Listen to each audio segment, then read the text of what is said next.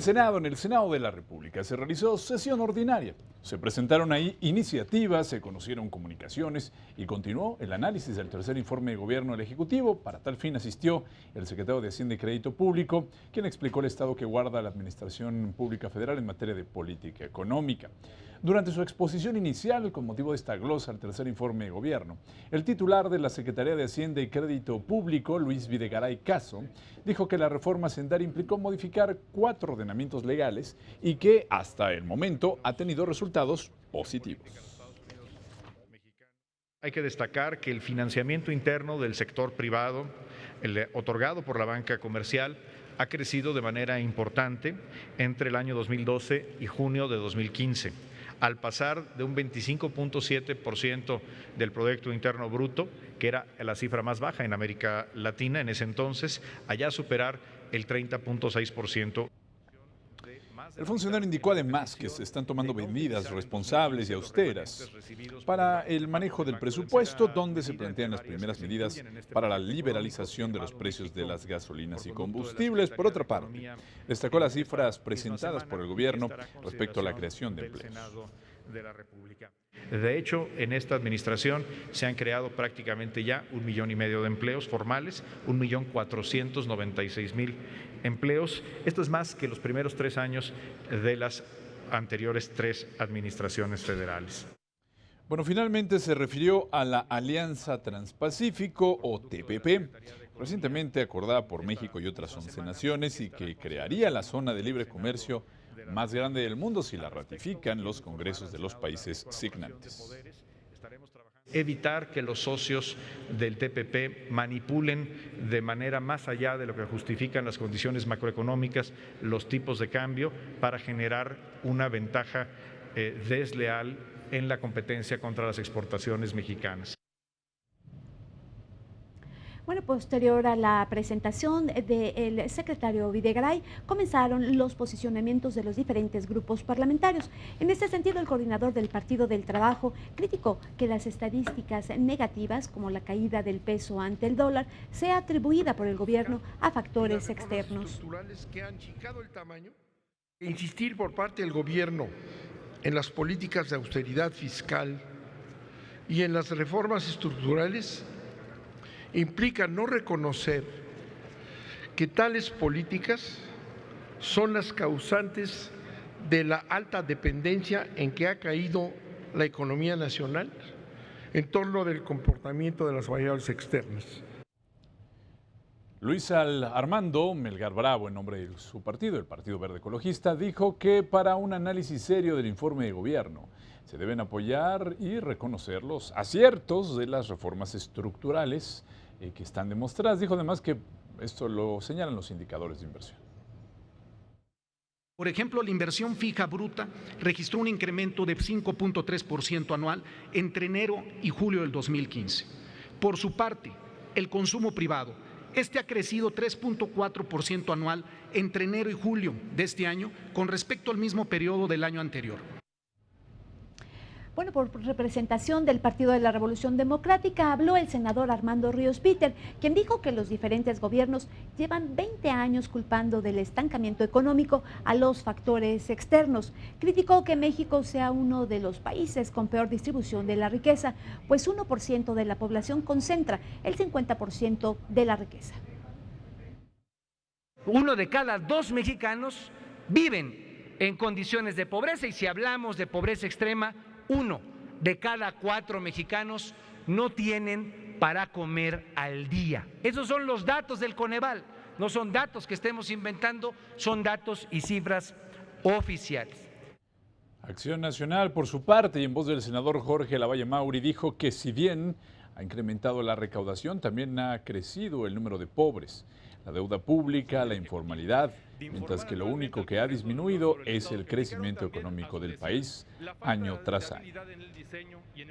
Que el recorte anunciado por el gobierno no es realmente significativo. Si comparamos el PEB de este año contra el presupuesto para 2016, vemos que en términos nominales es 1.1% mayor y descontada la inflación es menor en tan solo 1.8%.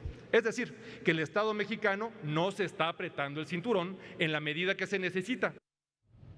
Y bueno, ya para finalizar la ronda de posicionamientos, le tocó el turno al Partido Revolucionario Institucional en voz del senador José Francisco Yunes Zorrilla, quien dijo que el mejor juicio de la política económica del gobierno lo tiene el pequeño contribuyente, el cual obtuvo mayores beneficios fiscales y ahora puede acceder a créditos, seguridad social, beneficios que antes no tenía, según lo dijo.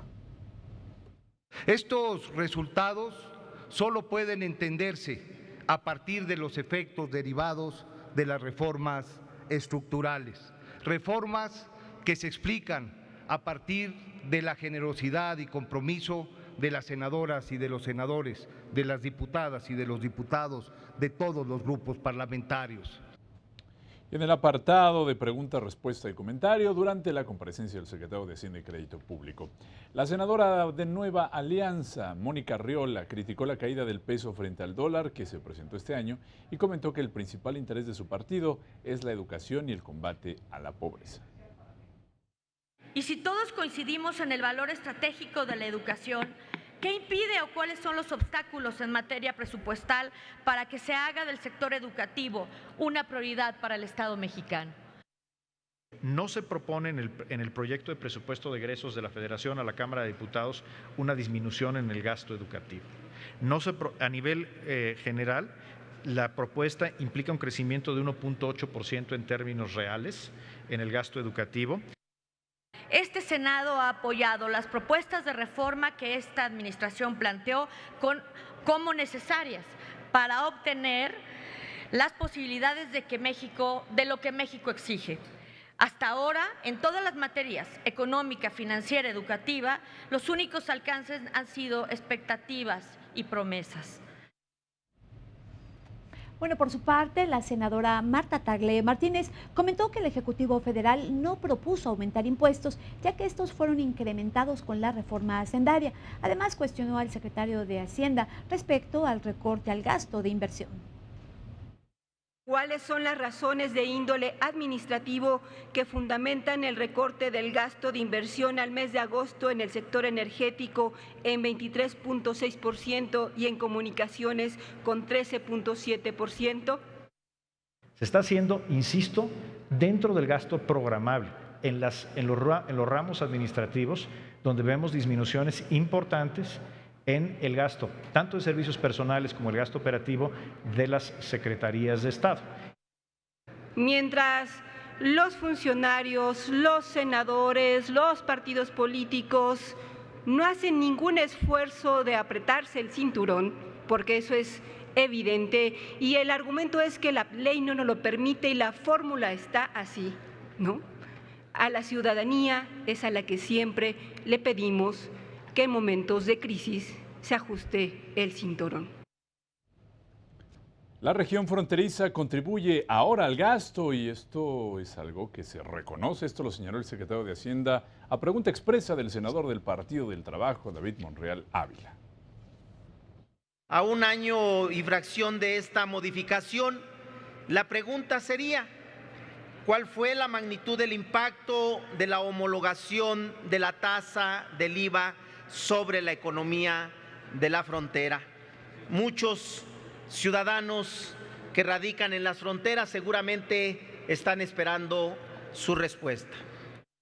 Que a pesar de contar con un IVA menor, los precios eran prácticamente los mismos que en el resto del país. Esto indicaba que el beneficio de la tasa diferenciada del IVA realmente no estaba cayendo en los bolsillos de las familias de la región fronteriza, sino iba a engrosar las utilidades netas de las empresas. Cambiemos el modelo de recaudación de este país, que paguen más los que más tienen.